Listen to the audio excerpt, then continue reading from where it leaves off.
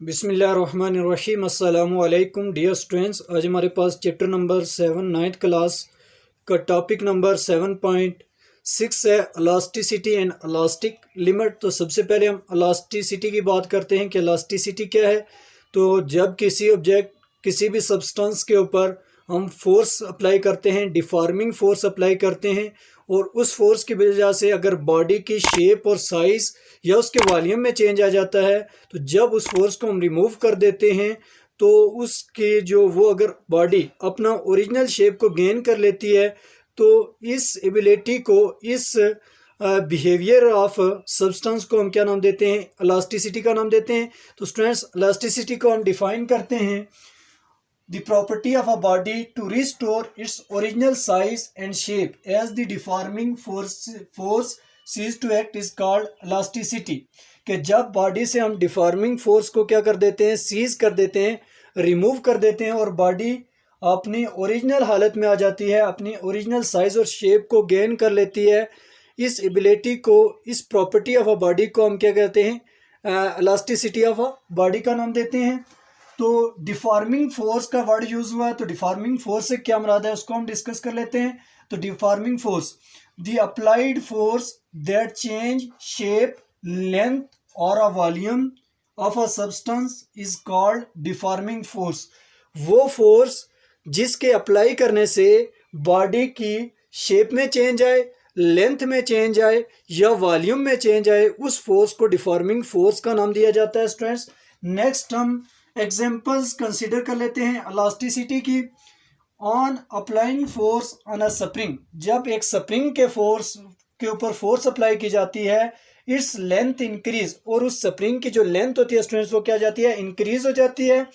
As the force is remove, अगर इस force को रिमूव कर दिया जाए, the spring restore to original position, तो स्प्रिंग क्या करता है? अपनी ओरिजिनल पोजिशन को रिस्टोर कर लेता है, हासिल कर लेता है, गेन कर लेता है। ये इलास्टिसिटी की एग्जांपल हो गई है। Force applied on a air field balloon, जब हम फोर्स को अप्लाई करते हैं एयर फील्ड बैलून के ऊपर, will change the shape of balloon, तो वो बैलून की शेप को चेंज कर देती है students. As the external force is remove, और जब इसी फोर्स, एक्सटर्नल फोर्स को हम रिमूव कर देते हैं, it will restore to its original shape, तो जब हम इस फोर्स को रिमूव कर देंगे, जिस फोर्स के अप्लाई करने की वजह से बैलून की जो शेप थी वो चेंज हुई थी, जब इसी एक्सटर्नल फोर्स को हम रिमूव कर देंगे तो जो बैलून है, एयर फील्ड बैलून है, वो अपनी ओरिजिनल पोजीशन को गेन कर लेगा। ये जो ओरिजिनल पोजीशन को गेन करने की जो एबिलिटी है, जो प्रॉपर्टी है या जो बिहेवियर है इस एयर बैलून का, इसको हम इलास्टिसिटी ऑफ बैलून का नाम देंगे। तो कई एग्जाम्पलें हो सकती हैं, हम ले सकते हैं इलास्टिसिटी के लिए। तो दो एग्जाम्पलें हमने यहाँ पे कंसीडर की हैं। नेक्स्ट है हमारे पास इलास्टिक लिमिट। कि इलास्टिक लिमिट क्या है स्टूडेंट्स? तो it is a limit within which a body restore its original length, volume और a shape after the deforming force is removed. यानी कि जब हम किसी भी ऑब्जेक्ट के ऊपर डिफॉर्मिंग फोर्स लगाते हैं तो उसकी एक ख़ास हद होती है, एक ख़ास लिमिट है, जहाँ तक उसकी लेंथ, शेप या वॉल्यूम में चेंज आ सकता है उस बॉडी के।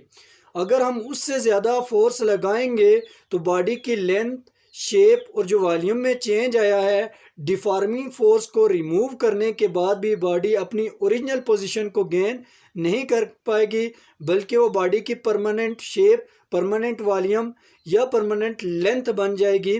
तो वो पोजीशन जहाँ से बॉडी क्या करे, वो मैक्सिमम पोजीशन जहाँ से बॉडी क्या करे, रिगेन करे अपनी ओरिजिनल शेप, ओरिजिनल वॉल्यूम या लेंथ को, उसको हम इलास्टिक लिमिट का नाम देते हैं।